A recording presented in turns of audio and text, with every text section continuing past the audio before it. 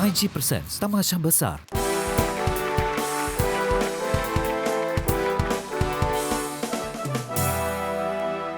Once again, നമ്മളെല്ലാവരും തമാശ ബസാറിന്റെ മറ്റൊരു അധ്യായത്തിലേക്ക് എത്തിയിരിക്കുകയാണ്. Welcome to MyG my generation digital hub presents Thamasha Bazar.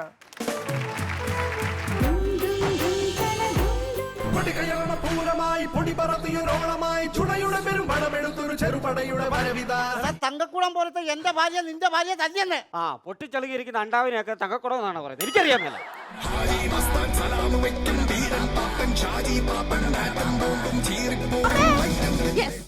Fashion ലോകം എനിക്ക് നശിച്ചു. ഞാൻ സണ്ണി ലിയോണിനെ പോലെ ഒരു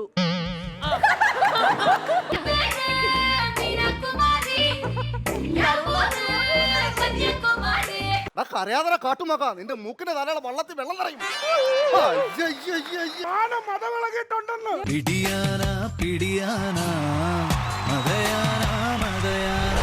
ഇന്ന് തമാശ ബസാറിന്റെ ഈ ചിരി അരങ്ങിലേക്ക് കടന്നു വരാൻ പോകുന്നത് രണ്ട് നായികമാരാണ്. നമ്മളുടെ പ്രിയങ്കരികളായ രണ്ട് താരങ്ങൾ. Please welcome Anjali Nair and Rasna Pavithran.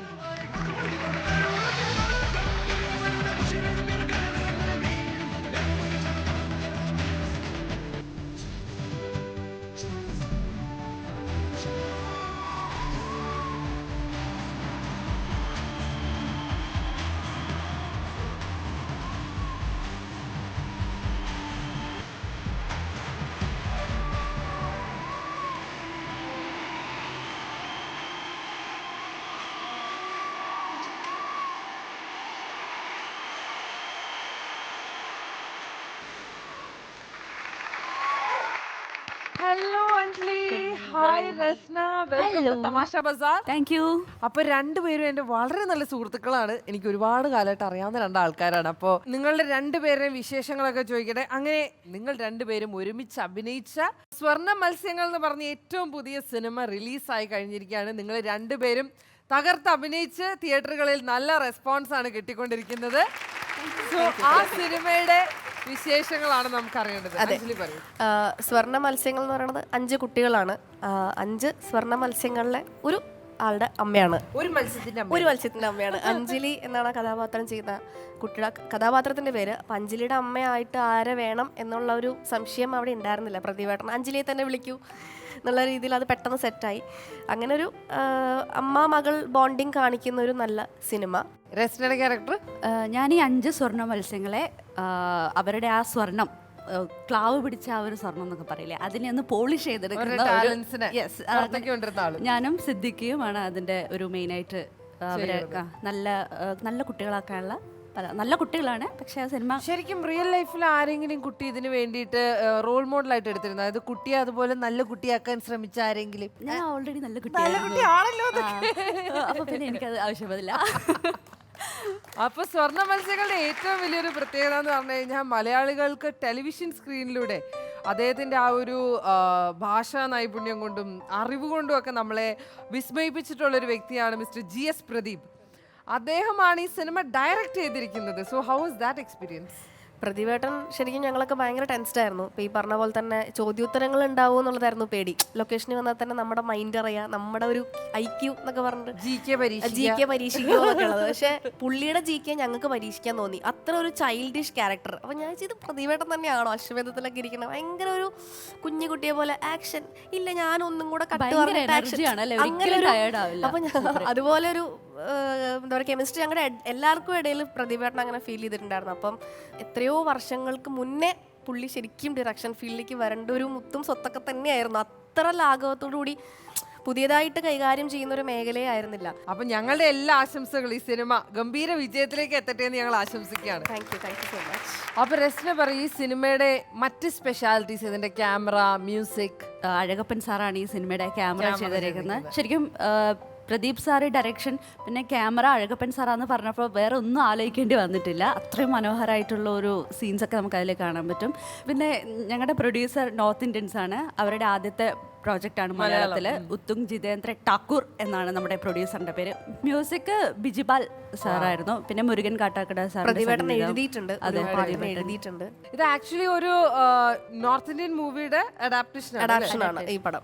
റസ്നയുടെ പുതിയ സിനിമകൾ ഏതൊക്കെയാണ് ഇനി വരാൻ പോകുന്ന പടങ്ങൾ? ഞാൻ ഇതുവരെ ഒന്നും കമ്മിറ്റ് ചെയ്തിട്ടില്ല. ആക്ച്വലി തമിഴ് പ്രോജക്റ്റ് ഇങ്ങനെ വരുന്നുണ്ട്. പൃഥ്വിരാജിന്റെ സിസ്റ്റർ ആയിട്ടായിരുന്നല്ലേ അതെ, തുടക്കം ഊഴത്തില്. ഊഴത്തില്. അതിനുശേഷം ഇങ്ങോട്ടുള്ള ഒരു ജേർണി എങ്ങനെയായിരുന്നു? അതിനുശേഷം ഞാൻ ദുൽഖറിന്റെ സിസ്റ്ററായി, ദുൽഖറിന്റെ സിസ്റ്ററായി, ജോമോന്റെ സുവിശേഷങ്ങൾ. അത് കഴിഞ്ഞിട്ട് അതിൽ നിന്നെല്ലാവരും മാറ്റം. സിസ്റ്റർ പിന്നെയും വന്നു എനിക്ക്. ഞാൻ പറഞ്ഞു സൂപ്പർ സ്റ്റാറുകളുടെ സിസ്റ്റർ ആവുന്നത് നിർത്തി എന്ന് പറഞ്ഞു ഞാൻ.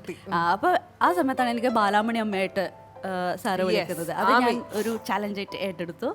ദൈവാധീനം കൊണ്ട് നല്ലൊരു റിവ്യൂസ് ആണ് കിട്ടിയത്. ഡിഫറെന്റ് ഗെറ്റപ്പും ആയിരുന്നു. അത് കഴിഞ്ഞിട്ട് അതും ഒരു കാലഘട്ടത്തെ പ്രതിനിധീകരിച്ചിട്ടാണല്ലോ. അതായത് കദർ, സാരി, കണ്ണടയൊക്കെ വെച്ച് അങ്ങനെ ഒരു ഇത്.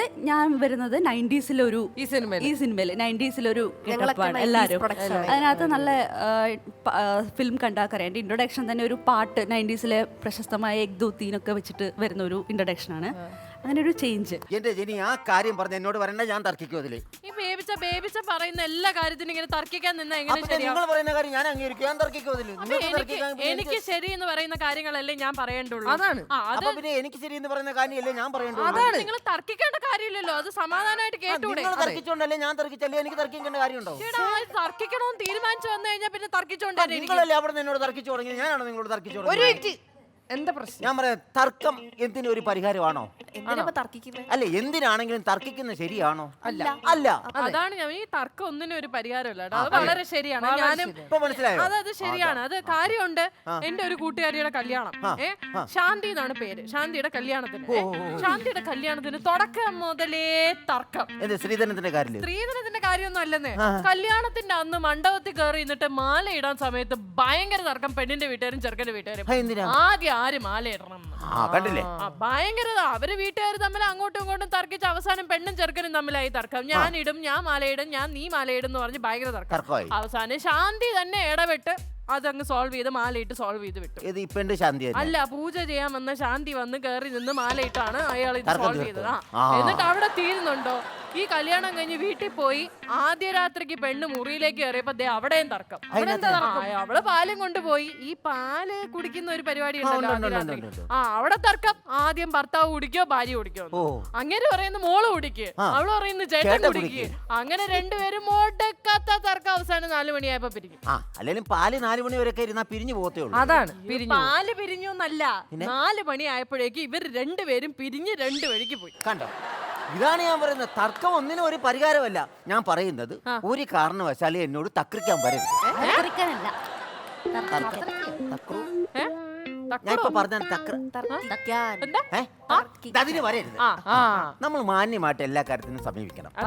ഒരു കാരണവശാലും തർക്കം ഒന്നിനും ഒരു പരിഹാരമല്ല. ഇത് തന്നെയാണ് ബേബിച്ച ഞാൻ ആദ്യം തൊട്ട് പറയുന്ന, തർക്കം ഒന്നിനും ഒരു പരിഹാരമല്ല. ഞാൻ എനിക്ക് ശരി എന്ന് തോന്നുന്ന കാര്യങ്ങൾ ഞാൻ പറയുന്നു. എന്തിനാ അത് തർക്കിക്കാൻ വരുന്നേ? ആ പെമ്പറത്തോട്ട് നിങ്ങൾ അത് തന്നെയാണല്ലോ പിന്നെ പറയുന്നത്. നിങ്ങൾ പിന്നെ തർക്കിച്ചോണ്ട് വരുവാണല്ലോ എന്റെ അടുക്കെ. ചേട്ടാ, ഇവിടെ ആരത്? ഞാനിപ്പോ തർക്കിച്ചോ? ഞാനിപ്പോ തർക്കമല്ലേ ഇത്? തർക്കമല്ല പിന്നെ ഒച്ചത്തിൽ സംസാരിക്കുന്ന എന്തിനാ? നിങ്ങളല്ലേ ഒച്ചത്തിൽ സംസാരിച്ച, പിന്നെ ഞാനാണോ ഒച്ചത്തിൽ സംസാരിക്കുന്നത്?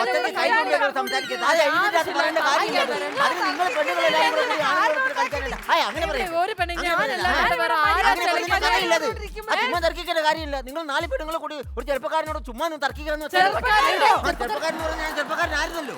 അതിനോട് തർക്കിക്കേണ്ട കാര്യമുള്ളൂ നിങ്ങൾക്ക്. ഞങ്ങൾ അതിന് മര്യാദ വേണ്ടത് എല്ലാത്തിനും. ഏതാ ഇപ്പൊ നമ്മൾ അതെ, ഒന്ന് നിർത്തിക്കേ. എന്റെ പൊന്നോ, നിങ്ങളൊക്കെ ഇങ്ങോട്ട് കയറി വരുന്നതിനൊക്കെ ഒരു അർത്ഥവും ഒരു ഉദ്ദേശം, ജീവിതത്തിന് ഒരു ലക്ഷ്യമൊക്കെ വേണം. ഉണ്ട്, ഇപ്പൊ ഒരു ലക്ഷ്യമുണ്ട്. എന്ത്? ഇവിടെ സ്കിറ്റ് കളിക്കണം. അല്ലാണ്ട് വെറുതെ ടീം കളിക്കണോ അവരുടെ ടീം കളിക്കണോ എന്നുള്ള തർക്കമായിരുന്നു ഇപ്പം. അല്ല, അതിപ്പം ബേബിച്ചന്റെ ടീം തന്നെ കളിച്ചോട്ടെ. അപ്പൊ തർക്കം പിൻവലിച്ചോ? ഓർഡർ അനുസരിച്ച് ബേബിച്ചന്റെ ടീമാണ് കളിക്കാൻ റെഡിയാണ്. അപ്പൊ അവരെ വിളിച്ചോ? അപ്പൊ നിങ്ങൾ അവിടെ പോയി ഇരുന്നോ? നമുക്ക് അവിടെ പോയിരിക്കും. അതിൽ തർക്കമില്ലല്ലോ. പൊന്നോ, സ്കിറ്റ് തുടങ്ങി. സ്വർഗത്തേക്കാൾ സുന്ദരമാണി സ്വപ്നം വിടരും ഗ്രാമം.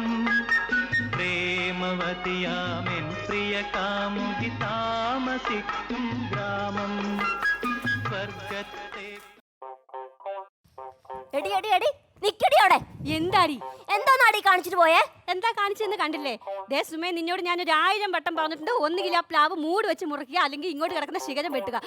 നിന്റെ ആ പന്ന പ്ലാവേ എന്നുള്ള പ്ലാവിലെ വീണ് തൂത്ത് തൂത്ത് എന്റെ നാട് ഓടിഞ്ഞു. എടി പ്ലാവിൽ നിന്ന് പ്ലാവിലെ അല്ലാതെ പനവല വീഴോടി. ദേ സുമേ, നിന്റെ ഇങ്ങനത്തുള്ള വർത്താനമൊക്കെ നിന്റെ ആ പൊട്ട കെട്ടിയോനെ വിളിച്ചിട്ട് പറയടി. ഓ അപ്പൊ അവള് പ്ലാവലാന്ന് പറഞ്ഞ് രാവിലെ ഇറങ്ങിയേക്കുന്നതേ എന്റെ കെട്ടിയോനെ കാണാനാ അല്ലേടി?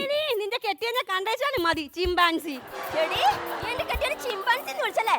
അങ്ങനെയാണ് നിന്റെ കെട്ടിയോൻ കാട്ടുകുരങ്ങാടി, കാട്ടുകുരങ്ങ്. ദേ സുമേ, വെറുതെ ആവശ്യമില്ലാത്തൊന്നും സംസാരിക്കരുത് കേട്ടോ. ഇങ്ങനെയൊക്കെ നീ സംസാരിക്കുന്നത് എന്താണെന്നറിയാവോ? നിനക്ക് തറവാട് മഹിമ ഇല്ലാത്തോണ്ടാ. എടി തറവാടുത്തം വേണം പെണ്ണുങ്ങളായ കേട്ടോ. ഇവളുടെ തറവാട് ഏതാണെന്നറിയോ നിങ്ങൾക്ക്? ജപ്പാൻ കുടിവെള്ള പദ്ധതിയുടെ പൈപ്പില്ലേ, അതിന്റെ 2 സൈഡിലും ഓല കെട്ടിമറിച്ച് അതിന്റെ ഉള്ളിൽ ഇവളുടെ വീട്. ഒരു തറവാട്ടുകാരി വന്നേക്കുന്നു. അതെ, അത്യാവശ്യം തറവാട്ട് മഹിമയൊക്കെ എനിക്കുണ്ട്. ഇതൊക്കെ പറയുന്ന നിന്റെ ബാത്റൂം ഒന്ന് കാണണമല്ലോ. ഒരു 4 ചീനിക്കമ്പ് അങ്ങോട്ട് വെച്ചിട്ട് ഇവളുടെ പഴയ 2 സാരി എടുത്ത് ചുറ്റിയിട്ടുണ്ട്. അതാണ് ഇവളുടെ ബാത്റൂം. ഇതൊക്കെ പോരാഞ്ഞിട്ട് രാവിലെ അവളുടെ ആ പൊട്ട് കെട്ടിയാലുണ്ടല്ലോ, അങ്ങനെ ഒരു കുറ്റിപിടിയും വലിച്ചുകൊണ്ട് അത് ഞാൻ തിരിക്കുന്നതെന്ന് കാണണം. എന്റെ പൊന്ന് ദൈവമേ, അക്വാറത്തിൽ ചെറിയ തവള ഇരിക്കണം. അത് അത്രയൊന്നും ഇല്ലല്ലോ എന്റെ പൊന്ന് മോളെ. ചെടി വേണ്ട, നീ പഴയ കാര്യങ്ങളൊന്നും മറക്കരുത് കേട്ടോ. നീ ഒരു കാര്യം ഓർത്തോസുമേ, നിന്റെ കെട്ടിയോൻ ഏത് പച്ച പാദയാത്രയ്ക്ക് വന്ന് വിളിച്ചാലും ഒരു മടിയും കൂടാതെ ഇറങ്ങി വരുന്നവളാ ഞാൻ. അറിയാനോ നിനക്ക്? എടി അപ്പ നീ ആയിരുന്നല്ലേ?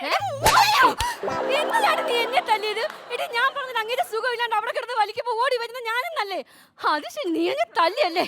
നിന്നെ ഞാൻ കാണിച്ചു തരാവേ. സാധുവേട്ടാ ഒന്നിങ്ങോട്ട് വന്നേ. സാധുവേട്ട വന്നേ. അങ്ങനെയാണ് ഞാനും എന്റെ കെട്ടിയോനെ വിളിക്കട്ടെ. സാബു ചേട്ടാ, സാബു ചേട്ടാ. മനുഷ്യ ഇവിടെ നിന്ന് ഉറങ്ങാനല്ല പറഞ്ഞത്. അവളെ നീ തല്ലിപ്പോയി അന്വേഷിച്ചേ. നിന്നെ തല്ലിയോ? നിന്നെ തല്ലിച്ചെന്ന് ചോദിക്കും മനുഷ്യ.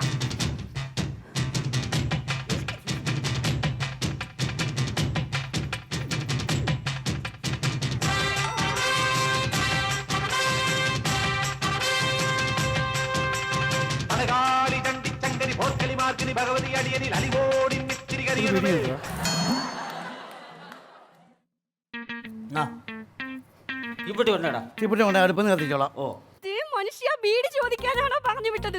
അവൾ എന്നെ തല്ലി നോക്കിക്കാൻ ചോദിക്കും മനുഷ്യ. തല്ലിയോ? നിന്നെ തല്ലിയോ? നിന്റെ ഒരു വീടി എന്റെ പട്ടി വലിക്കും. കൊണ്ടുപോടാ നിന്റെ വീടി. ഉമ്മാതല്ലടാ നിന്റെ പട്ടിയുടെ 2 കവളും ഇങ്ങനെ വലിക്കാൻ പറയണം. പട്ടിയെ പറ്റി പറയുന്നോ? പാരാത്രി ആയിക്കഴിഞ്ഞാൽ എന്നാ കൊറയാടാ. എടാ നിന്റെ ഭാര്യ എന്റെ ഭാര്യ തല്ലി, എന്താ നിന്റെ അഭിപ്രായം? നല്ല അഭിപ്രായം. എടി നല്ല അഭിപ്രായം ഉണ്ടോ നിനക്ക് പറയുന്നവൻ? നിങ്ങളോട് അഭിപ്രായം ചോദിക്കാനാണോ പറഞ്ഞു വിട്ടത്? എന്റെ കവള ചുവന്ന് തുടുത്ത് എടാ തങ്കക്കുളം പോലത്തെ എന്റെ ഭാര്യ നിന്റെ ഭാര്യ തല്ലിയെന്നെ. ആ പൊട്ടിച്ചളുകിയിരിക്കുന്ന അണ്ടാവിനെയൊക്കെ തങ്കക്കുടം എന്നാണ് പറയുന്നത്. എനിക്കറിയാം. നീ പോയി നിന്റെ പണി നോക്കാം. ഞാൻ പണി നോക്കണടാ, ഞാൻ പണി എടുത്ത് തന്നെയാ ജീവിക്കുന്നത്.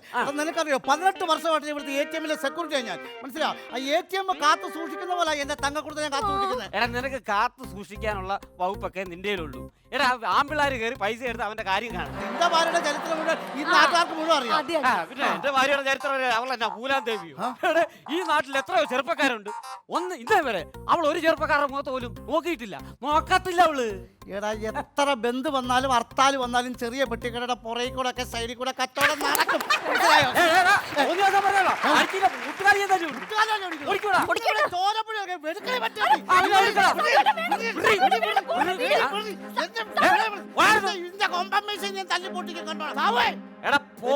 വലിയ കളി കളിക്കല്ലേ കേട്ടോ. നിന്റെ കുഴിനക ഇതുവരെ മാറിയില്ലടാ. 3-4 മാസമായി ഇത് നീര് വെക്കോ പഴുത്തിരിക്കോ മാറുന്നില്ല. ഞാനൊരു ഒറ്റമൂലി നേരത്തെ പറഞ്ഞില്ല. എന്താ ചെയ്യാന്? എന്താ ചെറുനാരങ്ങ മേടിച്ചിട്ട് ഇങ്ങനെ ചെറുതായിട്ടൊന്ന് കഴിച്ചിട്ട് ഈ വിരൽ ഇങ്ങനെ കെട്ടിയിട്ട് 2 ദിവസം ഇങ്ങനെ വിരൽ പൊക്കി പിടിച്ചോളും. 3-ാമത്തെ ദിവസം അത് മാറും. പിന്നെ ഒറ്റമുറിയല്ലേ, അല്ലെങ്കിൽ പഴുത്ത ലാസ്റ്റ് വിരൽ മുറിച്ചോളേണ്ടി വരും. അയ്യോ അങ്ങനെയാണെങ്കിൽ ഇപ്രാവശ്യം ഇലക്ഷൻ എന്റെ പാർട്ടി തോറ്റു പോലോ. അതെന്നാ ഈ വിരൽ കൊണ്ടല്ലേ വോട്ട് ചെയ്യുന്നത്? ഈ വിരലിന്റെ പ്രശ്നത്തിന് എന്റെ പാർട്ടി എങ്ങാനും തോറ്റാൽ ഈ പ്ലാവ് ഞാൻ വെട്ടിച്ചിരിക്കും. കഴിഞ്ഞ പ്രാവശ്യം എന്റെ കർണത്തെ നീ ഒന്ന് അടിച്ചായിരുന്നു. ഞാനൊരു പെറ്റീഷൻ കൊടുത്തിട്ടുണ്ട്. പൊന്നുമോനെ ഇവിടെ ഗിരിരാജൻ വരും. കോഴിയാ? ആ കോഴിയല്ല, SI ഗിരിരാജൻ. നീ അകത്ത് എന്താണ് പ്രശ്നം? പേടിയാ. എന്നാ പേടി? പോലീസ് പേടിയാ. പോലീസ് പേടിയോ?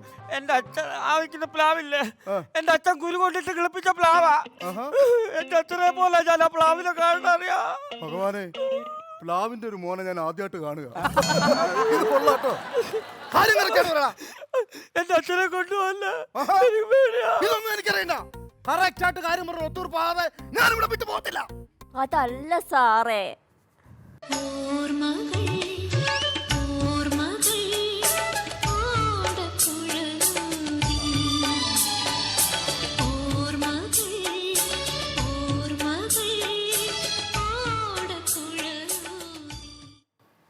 സുമയല്ലേ ഈ കാട്ടുമാക്കാൻ എവിടെ നിന്ന് കിട്ടി? സുമേ, നിനക്ക് ഓർമ്മയുണ്ടോ കളകളം കിടന്ന പാടങ്ങളിൽ ആ പാടവരമ്പത്തൂടെ ഞാൻ സ്കൂളിൽ പോകുമ്പോ ഈ വിരൽ തുമ്പിൽ തൂങ്ങി ഒരു കൊച്ചു പാവാടക്കാരി എന്റെ കൂടെ സ്കൂളിലോട്ട് വരുമായിരുന്നു. അവക്ക് ഞാൻ മഷിത്തണ്ട് ഒടിച്ചു കൊടുക്കുമായിരുന്നു, പാട്ടുപാടി കൊടുക്കുമായിരുന്നു. പക്ഷെ അത്രയും ലോല ഹൃദയനായ ഒരു പോലീസ് ഓഫീസർ അല്ല ഞാൻ. സത്യത്തിന് നീതിക്ക് വിടുന്ന കുപ്പായമാണ്. അതുകൊണ്ട് എല്ലാത്തിനും ചവിട്ടി കുത്താൻ ദൂരങ്ങളെ ഞാൻ. അറിയാമോ? ഏ?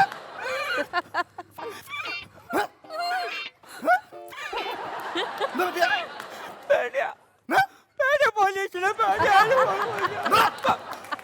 മിണ്ടരുത്. അറിയാതെ കാട്ടുമാക്കാം. നിന്റെ മൂക്കിന്റെ ധാരാളം വള്ളത്തിൽ വെള്ളം നിറയും. അടി.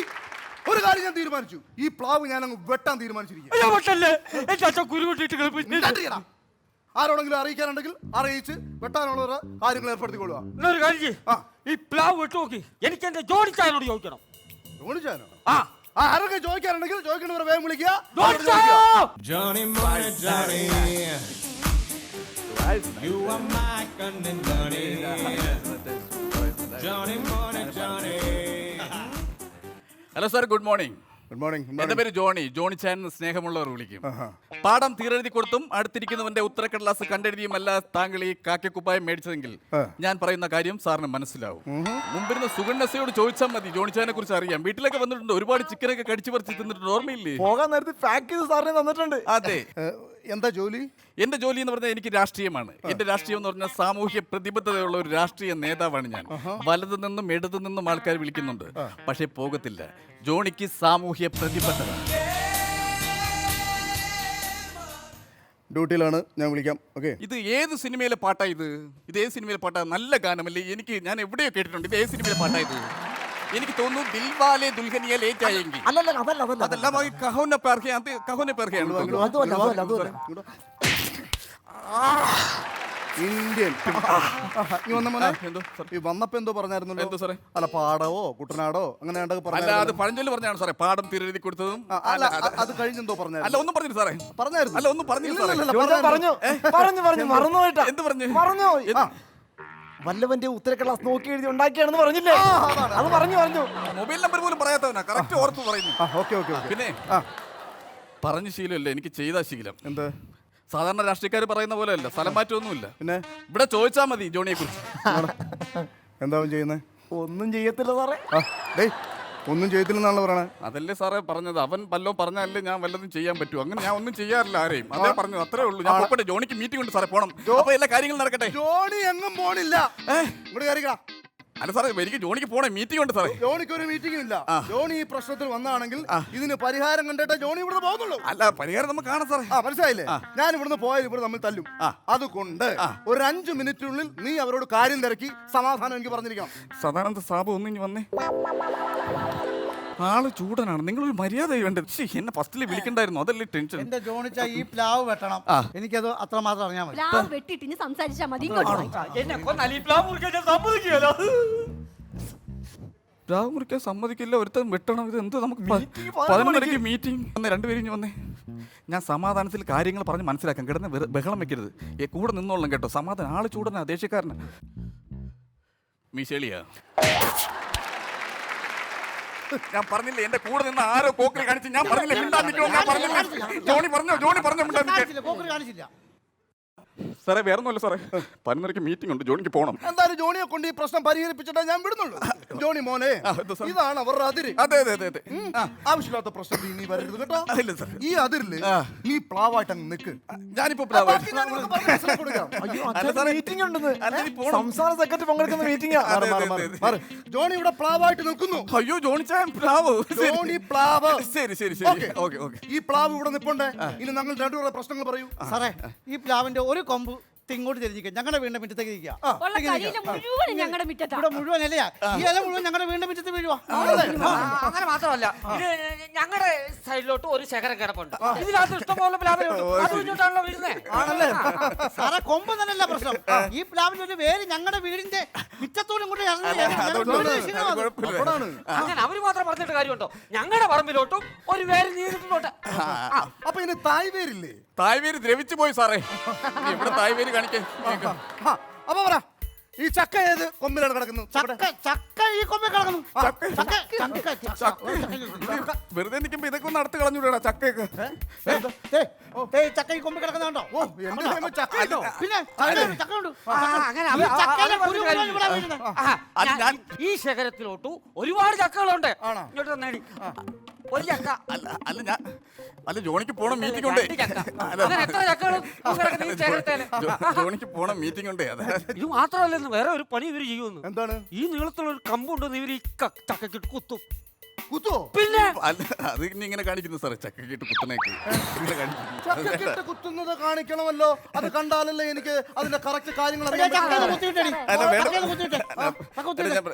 സാറേ ചക്ക കുത്തലെന്ന് പറയണേ സാറേ. എന്താ ചക്ക കുത്തല് സാറേ? കിളിക്കൂടുണ്ട്, ചിലപ്പോ മുട്ടയിലും എല്ലാം കൊള്ളും. ഈ കമ്പ് കൊണ്ട് കഴിഞ്ഞാൽ പൊട്ടി. ഞാനൊരു പരിഹാരം പറയാൻ പോവുകയാണ്. അത് രണ്ടുപേരും അങ്ങോട്ട് സ്വീകരിച്ചോളുക. ഈ പ്ലാവ് നമുക്കിതിങ്ങനെ പകുതിക്ക് വെച്ചങ്ങ് മുറിക്കാം. പകുതിക്ക് വെച്ചങ്ങ് മുറിക്കുന്നു. മതി മതി, പ്ലാവ് മുറിച്ചാ മതി. പകുതി കഷ്ണം നിങ്ങൾക്കും പകുതി അവർക്കും. അപ്പൊ പ്രശ്നം തീരുമല്ലോ. നിൽക്കുന്ന സങ്കടം അച്ഛനെ മുറിക്കില്ല.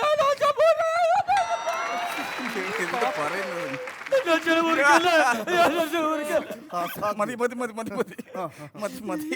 അവന്റെ വിഷമം കുഴപ്പമില്ല, ഇത് സാറല്ലേ, അത് വിഷയമില്ല. നമുക്കിപ്പോ വേറെ കാര്യങ്ങളൊന്നും പ്ലാവായിട്ട് ജോണിച്ചാറുണ്ട് നിൽക്കുന്നത്. പിന്നെ വിഷമിക്കേണ്ട കാര്യമുണ്ട്. എന്താ കാണിക്കണേ സാറേ? ഒരു വിഷമം പറയാൻ സമ്മതിക്കില്ലേ സാറേ? ഒരു കൊച്ചിന്റെ വിഷമം പറയാൻ അമ്മായിയപ്പനോട്. അത് പ്ലാവല്ലേ? പ്ലാവ് അമ്മായിയപ്പനായിട്ട് കാണുന്ന ഒരു സ്ത്രീ. നിങ്ങൾ ഇങ്ങോട്ട് വന്നേ. പ്ലാവ് മനുഷ്യനാണ് കേട്ടോ സാറേ. മനസ്സിലായി മനസ്സിലായി മനസ്സിലായി. അപ്പൊ പ്രശ്നത്തിന് പരിഹാരം കാണാൻ പോകുന്നു. പ്ലാവ് മുറിക്കുന്നു.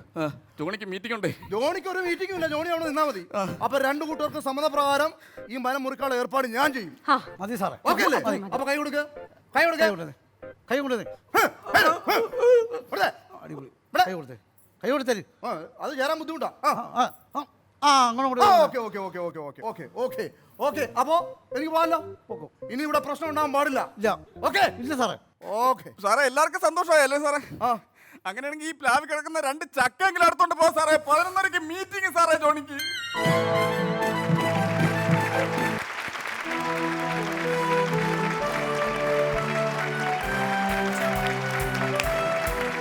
അപ്പം ഞങ്ങൾ തർക്കിച്ചതിന്റെ കാര്യം മനസ്സിലായില്ലേ? മനസ്സിലായി. ഒരു തർക്കം കേട്ടില്ലേ? ഓ, വളരെ ഈ തർക്കം ഞങ്ങൾ മനസ്സിൽ വെച്ചാണ് ഞങ്ങൾ തർക്കിച്ചത്. അതെ, അതാണ്. അല്ലാതെ ഞങ്ങൾ തമ്മിൽ തർക്കം ഉണ്ടായിട്ടല്ല നമ്മൾ തമ്മിൽ ഒരു തർക്കമേ ഇല്ല. തർക്കം എന്ന് പറഞ്ഞ് 3 അക്ഷരം ഈ ജില്ലയിൽ സംസാരിച്ചു പോയത്. അമ്മോ, അപ്പൊ എന്തായാലും എങ്ങനെയുണ്ടായിരുന്നു? അടിപൊളിയായിരുന്നു. അപ്പൊ പിന്നെ ഞങ്ങൾ അങ്ങോട്ട് പോവാ. ഓക്കെ. അഞ്ജലി ഏതായാലും ഒരുപാട് സിനിമകളുടെ എക്സ്പീരിയൻസ് ഉള്ള ഒരു ആർട്ടിസ്റ്റാണ്. ഒരുപാട് അവാർഡ്സ് ഒക്കെ നേടിയിട്ടുള്ള ഒരു മികച്ച നടി തന്നെയാണ് നമ്മുടെ ഈ ഒരു മലയാള സിനിമയിൽ ആക്ട്രസസിന്റെ ഇപ്പോഴത്തെ ഒരു കാലഘട്ടത്തിൽ. അപ്പൊ ഇനി വരാൻ പോകുന്ന സിനിമകൾ, ഇനി കുട്ടിമാമ എന്ന് പറഞ്ഞ സിനിമ VM മനു സാറിന്റെ വരാനിരിക്കുന്ന സിനിമയാണ്. പിന്നെ മാർജാര ഒരു കല്ല് വെച്ചനോട, അങ്ങനെ കുറച്ച് പടങ്ങൾ ഇപ്പോൾ നിറയെ പടങ്ങളുണ്ട്, കൈ നിറയെ പടങ്ങളുണ്ട്. അപ്പൊ അങ്ങനെ നിറഞ്ഞു നിൽക്കട്ടെ എന്ന് ഞങ്ങൾ ആശംസിക്കുകയാണ്. സ്വർണ്ണ മത്സ്യങ്ങളും ഗംഭീര വിജയമാവട്ടെ എന്ന് ഞങ്ങൾ ആശംസിക്കുന്നു. ഉത്തരവാദിത്തം വേണം, ഉത്തരവാദിത്തം. നീ വലിയ ഇത് ഉണ്ടാക്കിയിട്ട് കാര്യമില്ല. ബാക്കിയുള്ള പൈസ മേടിച്ച് ഇവിടെ ആരുമില്ല അതിനകത്ത്. ചേട്ടാ ഇവിടെ വാ. ഞാനൊരു കാര്യം, എനിക്ക് ഈ പെണ്ണുങ്ങളോട് സംസാരിക്കുന്ന ഒരു താല്പര്യമില്ല, പ്രത്യേകിച്ച് ഇങ്ങനെ നിൽക്കുന്ന പെൺപിള്ളേരോട്. ഞാൻ പാന്റ് ഷർട്ട് ഒക്കെ ഇട്ട് പകുതി ആണായിട്ട് കാര്യം പറഞ്ഞു. ഞാനൊരു ആനക്കാരനാണ് കേട്ടോ. ആനക്കാരനാണ്. എന്റെ ആനയ്ക്ക് പാന്റ് തയ്ക്കാൻ വേണ്ടി ഞാൻ ഒരു ലോഡ് തുണിക്ക് ഞാൻ ഇവിടെ പറഞ്ഞു. പുള്ളി ഇന്ന് തരാം നാളെ തരാന്ന് പറഞ്ഞിട്ട് ഇത്ര നാളോട് എന്നെ പറ്റിച്ചോണ്ടിരിക്കുക. എന്റെ ആനയ്ക്ക് പാന്റ് തയ്ക്കണോന്ന് പറഞ്ഞില്ലേ? മനുഷ്യനാണോ? ആനയ്ക്ക് എന്തിനാ പാന്റ്? ആനയ്ക്ക് എന്തിനാ പാന്റെന്നോ? എനിക്ക് കൊച്ചാ, നിങ്ങളിത് കേട്ടോണം. ഞാൻ ഈ ആനയാട്ട് ഉത്സവപ്പറമ്പ് പരിപാടിക്ക് പോണതാ. അപ്പൊ ഞാൻ എന്റെ ആനയാട്ട് ഞാൻ ഈ ഉത്സവപ്പറമ്പ് വഴി ഞാൻ നടക്കാൻ നേരത്തെ എന്റെ കൊച്ചെ കീട്ടിലും പെണ്ണുങ്ങള് നല്ല സെറ്റുസാരിയെ കൊടുത്ത് താലമൊക്കെ ആട്ടി ഇങ്ങനെ നിൽക്കുക. അപ്പൊ അതിൻ്റെ ഇടയിൽ കൂടെ എൻ്റെ ആന മാത്രം തുണിയും മണിയും ഇല്ലാതെ ഇങ്ങനെ ആട്ടി നടക്കുക. അപ്പൊ അവന് ചമ്മലില്ലേ? ഏത് നേരം എന്റെ മുഖത്തോട്ട് നോക്കി കണ്ണിൽ കൂടെ വെള്ളം ഒഴിച്ചോണ്ടിരിക്കുക. ഇവിടെ എല്ലാ ദാനവും കിട്ടുമെന്ന് പറഞ്ഞിട്ട് ഞാനിവിടെ പനമ്പട്ടയ്ക്ക് പറഞ്ഞിട്ട് എനിക്ക് ഇവിടെ ദാനം കിട്ടിയിട്ടില്ലല്ലോ. നിങ്ങളിലൊക്കെ ആരെങ്കിലും പനമ്പട്ടയ്ക്ക് വരുവോടോ? ഞാനൊരു സുചരിക്കാരനാ, പക്ഷെ എന്റെ സെക്കൻ പാപ്പാൻ എങ്ങാനും ഇത് അറിഞ്ഞ പുള്ളി എന്നെ കൂട്ടല്ലേ ഭയങ്കര ചൂടനാ. എന്റെ സ്വന്തം ആനെ കേശവനെ പോലും മുട്ടു കുത്തിച്ചുള്ള മനസ്സിലാവും. അറിയോ നിങ്ങക്ക്? പുള്ളി വിളിക്ക് അല്ലേ? സെക്കൻ പാപ്പാനാ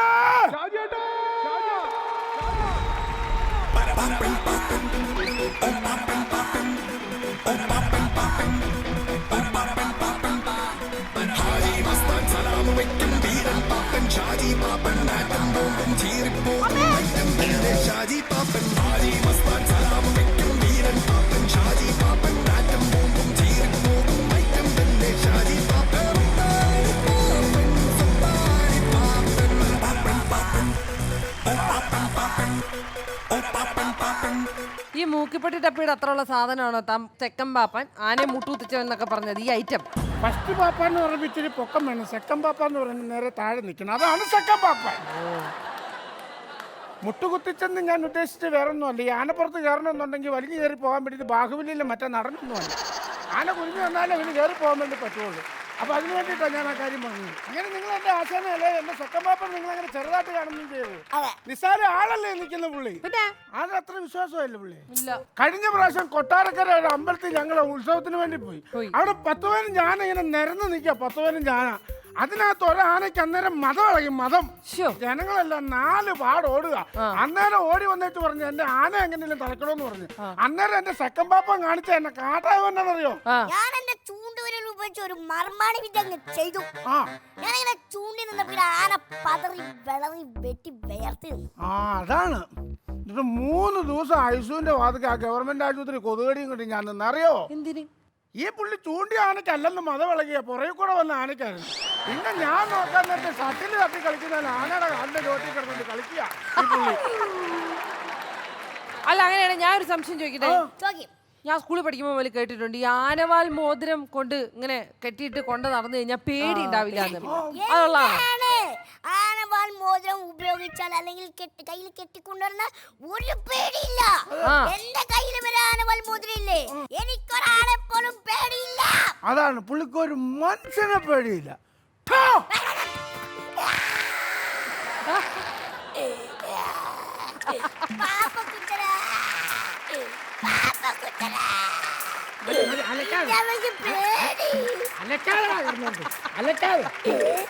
ശരീരത്തിനൊക്കെ നുണ പറയണം കേട്ടോ.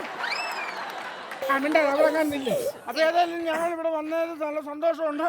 കിട്ടില്ല മാള കേട്ടോ, പറയാതിരിക്കാൻ പറ്റത്തില്ല. പൈസ കൊടുത്താലും ശരി ഒരു ഭാഗ നമുക്ക് കൈ തരുമല്ല. നല്ല മാള.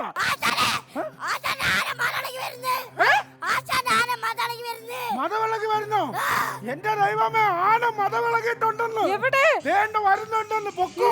പിടിയാന പിടിയാന മതയാന മതയാന പിടിയാന പിടിയാന മതയാന മതയാന വലത്താന ഇടത്താന ഇതുതാനേ നിഴലാന.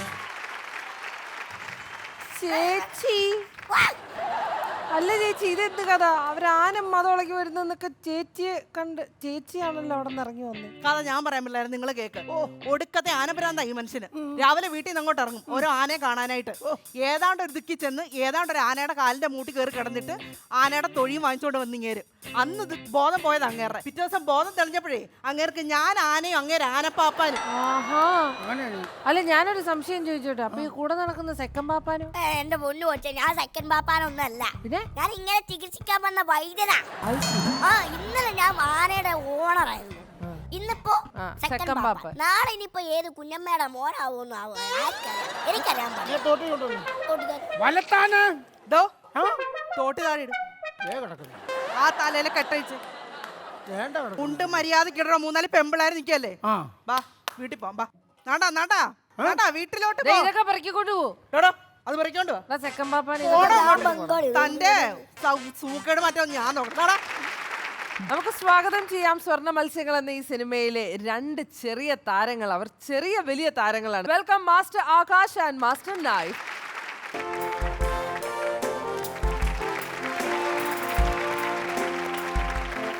ഹായ് ആകാശു. ഹായ് നൈഫ്. എന്തൊക്കെയാണ് സമാചാരം? സുഖം സുഖം സുഖം. അപ്പൊ സ്വർണ്ണ മത്സ്യങ്ങൾ എന്ന് പറഞ്ഞ സിനിമയിൽ ആകാശിന്റെ ക്യാരക്ടറിനെ പറ്റി പറയും. എൻ്റെ ക്യാരക്ടറിന്റെ പേര് അഭിമന്യു എന്നാണ്. ഞാൻ ഇപ്പോൾ ഒരു 13 മൂവീസ് ചെയ്തിട്ടുണ്ട്. ഇത്രയും ചെയ്ത മൂവിയിൽ ഈ ഒരു സ്വർണ്ണ മത്സ്യങ്ങളിൽ കിട്ടിയ ക്യാരക്ടർ കുറച്ച് ഡിഫറെൻ്റ് ആയ ഒരു ക്യാരക്ടറായിരുന്നു. ഈ ഫിലിമിൽ എൻ്റെ ക്യാരക്ടർ രാജീവ് എന്നാണ് പേര്. ക്ലാസ്സിൽ പഠിക്കുന്ന ഫസ്റ്റ് റാങ്കുള്ള ഒരു കുട്ടി. ശരിക്കും ഞാൻ തന്നെ എൻ്റെ സ്കൂളിൽ ഞാൻ എങ്ങനെയാണോ അത് തന്നെ.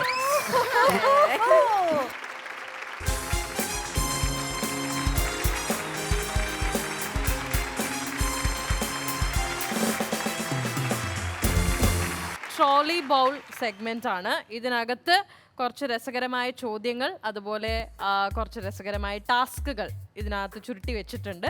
നിങ്ങൾക്കുള്ള ടാസ്കോ അല്ലെങ്കിൽ ചോദ്യമോ എന്താണെന്നുള്ളത് നിങ്ങൾക്ക് തന്നെ ഇതിനകത്ത് നിന്ന് സെലക്ട് ചെയ്തെടുക്കാം. അപ്പൊ ആദ്യം അഞ്ജലി വരുന്നു അതോ റസ്ന വരുന്നു? റസ്ന പാട്ട ഭയങ്കര അങ്ങനെയൊക്കെ എടുക്ക്.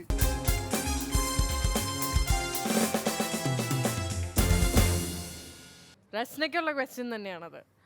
ആരെ കണ്ടപ്പോഴാണ് വീണു പോവല്ലേ എന്ന് തോന്നിയത്? എന്റെ അമ്മേ, ഞാൻ ചോദ്യത്തിനുള്ള ഉത്തരം മാത്രമേ ചോദിച്ചുള്ളൂ. ഇത്രയും പാവങ്ങളൊന്നും ഞാൻ പ്രതീക്ഷിച്ചില്ല. വീണു പോവല്ലേ തോന്നിയത് പൃഥ്വിരാജ്. അടുത്ത ചോദ്യം അഞ്ജലി.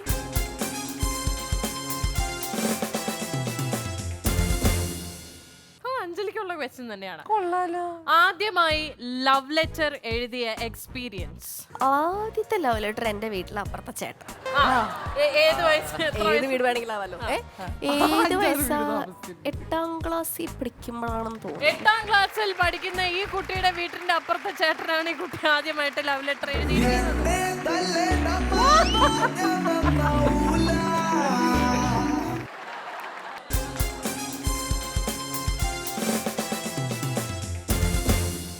അടുത്തത് നിങ്ങൾക്ക് 4 പേർക്കും കൂടി ചെയ്യാവുന്ന അതിമനോഹരമായ ഒരു ടാസ്ക് ആണ്. ഇവിടെ ഒരു പാട്ട് പ്ലേ ചെയ്യുന്നതായിരിക്കും. ആ പാട്ടിനൊത്ത് ക്ലാസിക്കൽ നൃത്ത ചുവടുകൾ നിങ്ങൾ ഇവിടെ അവതരിപ്പിക്കേണ്ടതാണ്.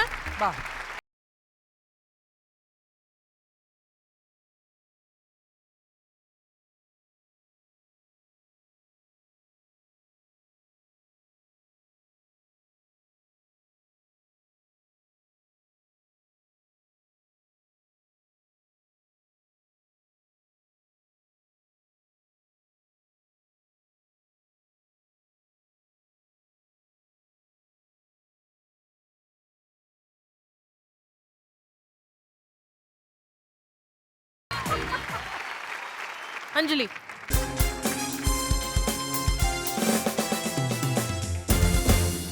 ഒരു ടാസ്ക് ആണ്. അത് വേണമെങ്കിൽ നമുക്ക് ഇവരെ രണ്ടുപേരെയും രണ്ട് ടീമായിട്ട് ചെയ്യിപ്പിക്കാം. ഇതൊരു ടീം. നിങ്ങൾ ഓരോ ടീമിനും ഓരോ പ്രോഡക്ട്സ് വെച്ച് ഞങ്ങൾ തരും. ഈ 2 പ്രോഡക്ട്സും നിങ്ങൾ ടെലിബ്രാൻഡ് ഷോ സ്റ്റൈലിൽ ഒന്ന് വിറ്റ് തരണം. ഹലോ, നമസ്കാരം. ഞാൻ അഞ്ജലി. ഇന്ന് ടെലിബ്രാൻഡിൽ പുതിയൊരു പ്രൊഡക്റ്റ് പരിചയപ്പെടുത്താൻ പോവാണ്. ഇത് ചിരട്ടയ്ക്ക് ഒരുപാട് ഉപയോഗങ്ങളുണ്ടല്ലേ നൈഫ്? അതെ. ഇതുകൊണ്ട് നമുക്ക് എന്തൊക്കെ ചെയ്യാൻ പറ്റും? പുട്ടുണ്ടാക്കാൻ പറ്റും, പിന്നെ നമുക്ക് ഭംഗിയിൽ വേണമെങ്കിൽ ഫോട്ടോഷൂട്ട് ഒക്കെ ചെയ്യുമ്പോൾ തൊപ്പി വെക്കാൻ പറ്റും, ഒരുപാട് ചെയ്യാൻ പറ്റും. പിന്നെ കത്തിക്കാൻ പറ്റും. യെസ്, ഡെഫിനറ്റ്ലി കത്തിക്കാൻ പറ്റും.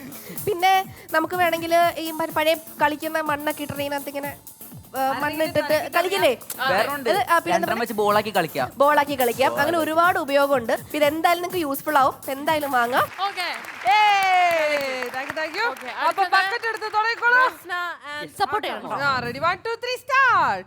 ഹലോ, നമസ്കാരം. ഞാൻ രസ്ന. ഇന്ന് ഞാൻ നിങ്ങളുടെ മുന്നിൽ കൊണ്ടുവന്നിരിക്കുന്ന പ്രൊഡക്റ്റ് ആണ് ബക്കറ്റ്. നിങ്ങൾക്കറിയോ എത്ര പേര് പറയുന്നറിയോ ഭയങ്കര നാറ്റം, കുളിക്കാൻ പറ്റുന്നില്ല, വെള്ളമില്ല, അങ്ങനെ ഇങ്ങനെയെന്നൊക്കെ. അവർക്ക് പരിഹാരമായി പ്രത്യേകിച്ച് ഫ്ലാറ്റുകളിൽ ജീവിക്കുന്നവരുടെ നാറ്റത്തിനടിമപ്പെട്ട് അതെ ഭയങ്കര നാറ്റമാണ് എല്ലായിടത്തും. അവർക്കുള്ള പ്രധാന പരിഹാരമാണ് ഈ ബക്കറ്റ്. എങ്ങനെയാണെന്ന് വെച്ചാൽ വെള്ളമുള്ളപ്പോൾ നിങ്ങൾക്ക് ധാരാളം വെള്ളം ഇതിനകത്ത് പിടിച്ചു വെക്കാം. അപ്പോൾ നിങ്ങൾ ഒന്നല്ല ഡസൻ കണക്കിന് ബക്കറ്റാണ് നിങ്ങൾക്ക് ഇന്ന് വെറും 999 രൂപക്ക് കിട്ടുന്നത്. അല്ലേ ആകാശ്? പിന്നെ അല്ലാതെ. ഈ ഓഫർ പെട്ടെന്ന് തരും. സെക്കൻഡ്സുകൾ മാത്രമേ ഉള്ളൂ. ഇനി വേറെ 2 സ്റ്റോക്ക് മാത്രമേ ഉള്ളൂ. പ്ലീസ് വേഗം വിളിക്കല്ലേ, നിങ്ങൾക്ക് ബക്കറ്റ് കിട്ടില്ല. സോ ഇപ്പൊ തന്നെ വിളിച്ച് നിങ്ങൾ നിങ്ങളുടെ ബക്കറ്റുകൾ ഓർഡർ ചെയ്യൂ. Thank you. നിനക്ക് ഉറപ്പായിട്ടും നല്ലൊരു ഭാവിയുണ്ട്. ഒരിക്കലും വീട്ടിലിരിക്കേണ്ടി വരില്ല.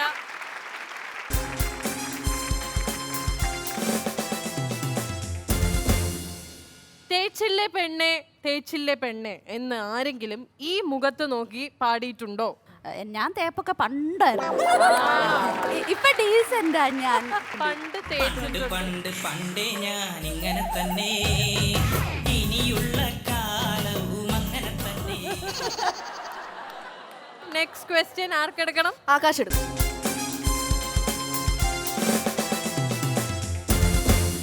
അടുത്തത് നല്ലൊരു ഗെയിമാണ്, പിക്ഷണറി ഗെയിം എന്ന് പറയും. ഇത് സിനിമയുടെ പേര് നിങ്ങൾ വരച്ച് കാണിക്കണം. ഓക്കെ, സോ നിങ്ങൾ ഒരു ടീം, നിങ്ങൾ ഒരു ടീം. All right. അപ്പൊ ആദ്യം നിങ്ങളല്ലേ വരയ്ക്കുന്നത്, റസ്ന ആൻഡ് ആകാശ്. ഓക്കെ, നിങ്ങൾ വരയ്ക്കേണ്ട ചിത്രം ഇതാണ്. ഇതാണ് ഇവര് വരയ്ക്കാൻ പോകുന്നത്. അവസാനം ഒരു കുത്തിടും അവൻ. തുടങ്ങിക്കോ, റെസ്റ്റ് തുടങ്ങിക്കോ. കടൽ, കുത്തുകൾ, വരകൾ, വരകൾ, കുത്തുകൾ. റോഡ്, മരത്തിന്റെ ചോട്ടിൽ കുത്തുകൾ. തേങ്ങ. ഇത് കൊച്ചിലെ നമ്മൾ എല്ലാരും വരയ്ക്കുന്ന സീനറി. പുറകില് രണ്ട് മലയും വോട്ട്, കായൽ, കായൽ, ഹായ്, ബഫൂൺ, എന്തുവാടേ, സ്നോമാൻ, കായൽ പപ്പാനിയോ, കായൽ പപ്പാനിയോ, കുരിശ്, കായൽ കുരിശ് പപ്പാനി, ആമ, ആമ, കായൽ മത്സ്യം. കിട്ടിയില്ലെങ്കിൽ അപ്പൊ തന്നെ തോറ്റു എന്ന് പറഞ്ഞോണം കേട്ടോ. മത്സ്യം, കായൽ, ഇവനെല്ലാത്തിനും ആന്ന് പറയുന്നുണ്ട്. കായലിന് ആന്ന് പറഞ്ഞു മൊത്തത്തിലോ.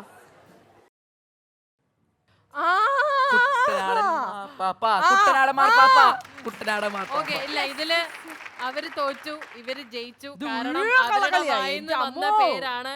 അതുകൊണ്ട് ഇനി ഒന്നും പറയാൻ പറ്റില്ല. അപ്പൊ ഈ കളി ഫൗൾ ആയിട്ട് ഇതാണ് കുട്ടനാടൻ മാർപ്പാപ്പ. ഇതിലെവിടെ മത്സ്യം? മേലെ ഇനി വരക്കരുത്. ഞാൻ നന്നായിട്ട് വരക്കുന്നുണ്ടല്ലേ?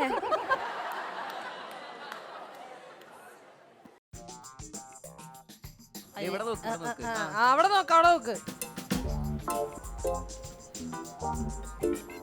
ചതുരം. നീ വരയ്ക്ക്, വരയ്ക്ക്, വരയ്ക്ക്. അടുത്ത ചതുരംഗം. അടുത്ത വരയ്ക്ക്. അടുത്ത സെപ്പറേറ്റ് ഗ്യാപ്പ് ഇട്ട് വരയ്ക്ക്. ചതുരം വരച്ചോണ്ടിരിക്കുകയാണ്. മതിലുകൾ. ഇല്ല. മതിൽ. മതിൽ. അയ്യോ, ആക്ഷൻ കാണിക്കാൻ പാടില്ല. ബ്രിക്സ്. ബ്രിക്സിന്റെ മലയാളോ എന്താണ്? എന്താ മലയാളോ? കട്ട. കട്ടപ്പനയിലെ ഋതിക് റോഷൻ. ഇനി നൈഫ് തന്നെ എടുത്തോ മോനെ, എടുത്തിങ്ങ് തന്നോ.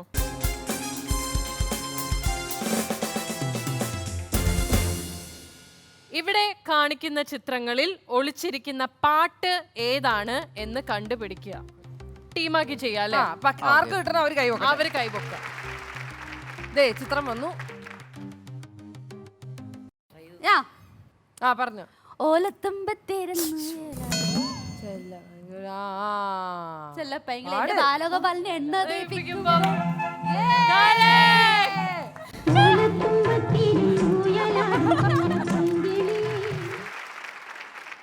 അപ്പൊ അവസാനമായി ഒരു ടാസ്കും കൂടി. ഈ ടാസ്ക് റസ്നയ്ക്കാണ് ലഭിച്ചിരിക്കുന്നത്. അതായത് നമ്മൾ സ്ക്രീനിൽ കുറെ ചിത്രങ്ങൾ അടുക്കി വെക്കുന്നതായിരിക്കും.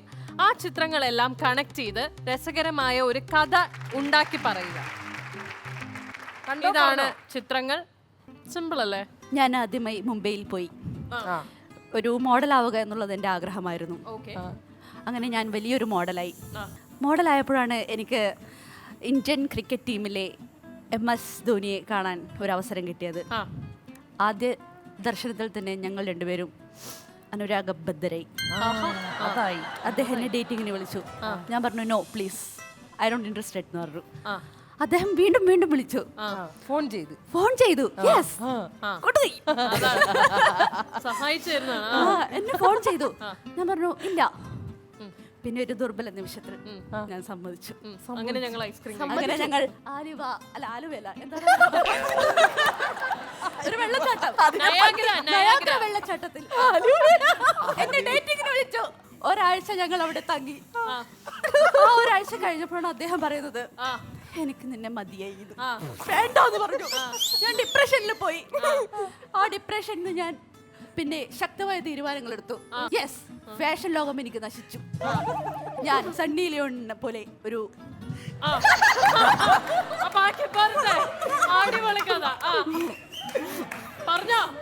തിരിച്ചു ശക്തമായി തിരിച്ചു വരണം. ഈ പുരുഷന്മാരെയൊക്കെ എന്റെ കാലിന്റെ ചുവട്ടിൽ കൊണ്ടുവരണം. അയ്യ എന്റെ അമ്മച്ചോ.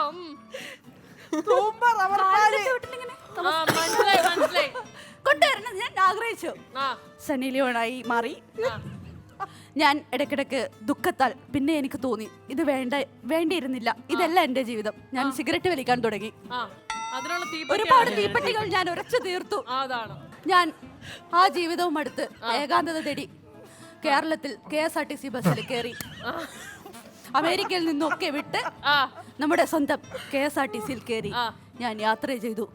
റബ്ബർ മരങ്ങളുടെ, റബ്ബർ പാലങ്ങളുടെ മണവും ആസ്വദിച്ച് ചവിട്ടി ഞാൻ പാലായിലെ എന്റെ വീട്ടിൽ കൃഷി ചെയ്ത് കിളച്ച് ഞാൻ തുടങ്ങി. അധ്വാനിച്ച് വേർപ്പിന്റെ സുഖം എന്താണെന്ന് പറഞ്ഞ് ഞാൻ ജീവിച്ചു.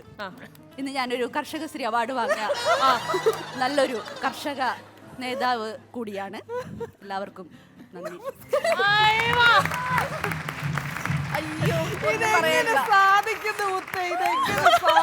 പല പല വലിയ വലിയ നടന്മാർ, ഡയറക്ടേഴ്സ് ഒക്കെ ഇവിടെ വന്ന് അവർക്ക് നമ്മൾ ഈ ടാസ്ക് കൊടുത്തു.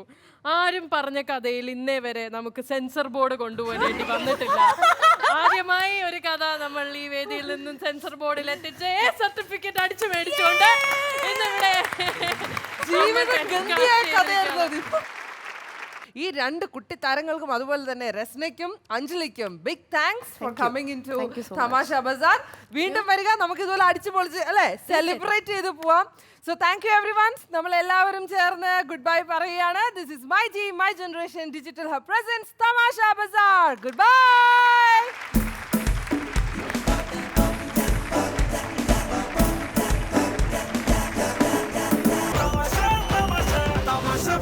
ഒരാഴ്ച ഞങ്ങൾ അവിടെ തങ്ങി. ആ ഒരാഴ്ച കഴിഞ്ഞപ്പോഴാണ് അദ്ദേഹം പറയുന്നത് എനിക്ക് നിന്നെ മതിയായി ഇത്. വേണ്ടാന്ന് പറഞ്ഞു. ഞാൻ ഡിപ്രഷനിൽ പോയി. ആ ഡിപ്രഷനിൽ ഞാൻ പിന്നെ ശക്തമായ തീരുമാനങ്ങൾ എടുത്തു. യെസ്, ഫാഷൻ ലോകം എനിക്ക് നശിച്ചു. ഞാൻ സണ്ണി ലിയോണിനെ പോലെ ഒരു